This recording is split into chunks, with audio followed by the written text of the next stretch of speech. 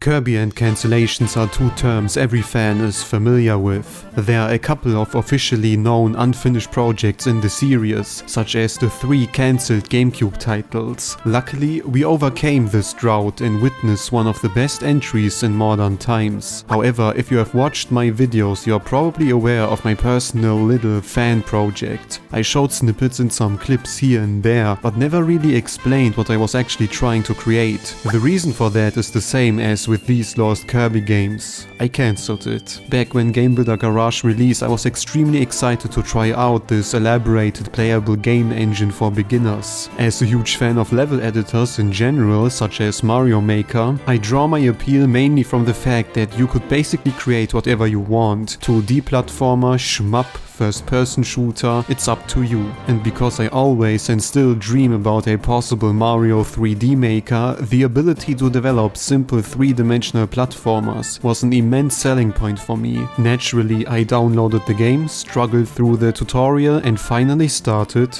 with nothing. Because Game Builder Garage is much more in-depth than a simple Mario Maker, where all the assets are done and you have to plainly place them, I had to realize that it's now up to me to build everything from the ground. And due to the fact that simply experimenting already required to exhaustively build everything up, I was a little intimidated how to start. What kind of 3D platformer do I actually want to do? Should it be open or with a fixed camera? I think it's pretty apparent that I never actually coded, programmed or designed a game in my life. I don't even know if I'm using these terms correctly, so I felt like a caveman finding out about fire and exploring what to do with it. One skill, however, I can use as a foundation is my creativity, and so I started to explore some options that would stay within the limitations of Game Builder Garage. Because I didn't want to offer a quick proof of concept but actually substantial game, I already set my standards a little too high in the beginning. Without trying to imply other creations are lackluster, many of them are fun for a couple of minutes before losing their appeal. And so I decided to use a level structure instead of designing something open, to create the illusion of progressing and actually playing a little self-contained game. The pre-made protagonist is obviously the perfect host to use, but due to the fact I'm silly, I also played with other options. Keep in mind I did all of this before I started my channel, so there was not the incentive to fabricate something for YouTube.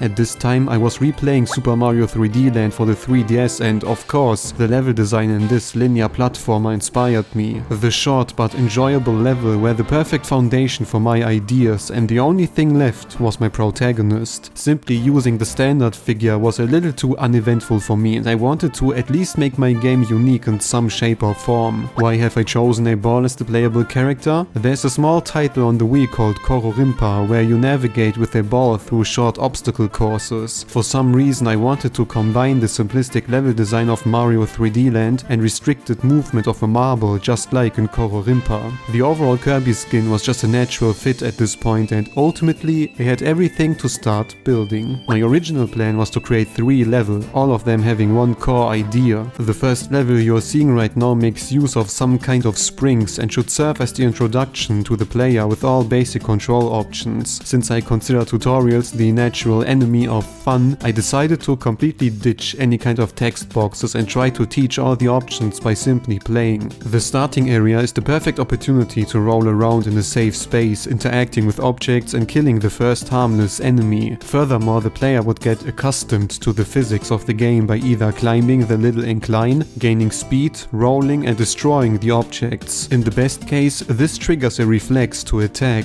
pressing the B button and finding out about the ability to turn into Needle. Don't worry, I will go over Kirby's abilities in a second. The other option is to roll down the incline and touch the first trampoline. Both paths are solid options to progress and teach important lessons the player would learn either way at some point, but it also shows the design philosophy of future levels. Since the very first moment, the player can already choose between 2 paths to proceed, and if I would have continued with this project, I would have kept that player freedom definitely in the game. But what about the arguably most important part of the game, the protagonist's controls and skills? Since I have no idea about programming, I quickly understood that implementing a copy ability feature would destroy my brain, so I decided to implement at least some moves in order to keep things interesting. As you have probably found out, Kirby cannot jump, just like all the marbles in Kororimpa, and you have to navigate through levels by interacting with your surroundings. By pressing B, you transform into Needle Kirby for a brief moment to destroy objects and defeat enemies. Another feature is the ability to float. By pressing one of the shoulder buttons, Kirby is able to keep his breath and float for a little while to make him less vulnerable when being in the air or launched by a trampoline. This is actually a leftover when I was trying to create a stomp ability, but in the end, I liked it much more and fleshed it out. Both the needle and floating skills appear to be extremely simple, but probably swallowed like 10 hours of my playtime to work properly. You have to be always aware that everything, and I mean everything, needs to be manually programmed in Game Builder Garage. The little facial expressions, separate textures, visual and audio effects need to be created, but the most complicated part of them all was making sure they don't overlap. It's kinda hard to explain, but if you're using Needle, you should not be able to float and vice versa. Basically, locking certain button triggers away while using others was just something I extremely struggled with, and going by my spaghetti code, it was really hard to set up for a beginner like me. Another detail to notice is restricting the floating ability. The best example to make a conceivable comparison would be Mario Sunshine's Nuzzle. You should be able to only float once for a couple of seconds when being in the air, and regain that floating ability only when touching the ground at least once. Sounds extremely logical and easy, yet it was so hard to implement, and I didn't find any other Game Builder Garage games to look into their code to understand how it could work. Again, for an experienced designer, it might be the most simple thing to do, and even though I probably used a super complicated solution, I'm still very proud I figured it out by myself. Now that our character is done, I proceeded to finish the basic level design, experimented with textures, ropes, lifts and all sorts of features. The classic door gives the feeling of the GBA era of Kirby, which luckily was quite straightforward to implement. The same goes for the little windmill, and although it required some experimenting with setting up everything correctly, there were not real problems to notice. The last section of the first level would be reminiscent of the very first Kirby's Dream Land, entering the inside of a huge tree. I created some Gordos as basic enemies and made one final use of the trampolines. In this case, these interactive objects work a little differently than before. In the first half of the level, the trampolines are momentum based, which means the faster you touch them, the higher you will fly. I never realized the speed limit for Kirby, so they can launch you into oblivion. This approach didn't really work for tight paths of this section, so instead I decided to make use of teleportation points, launching Kirby in a consistent and much more controllable manner. The challenge of this section comes from not touching the Gordos or falling down, but I had the feeling it wasn't enough. Remember the bomb blocks in Kirby games? It got the sense my level was missing some classic Kirby elements besides enemies, so I looked how these blocks work in Kirby titles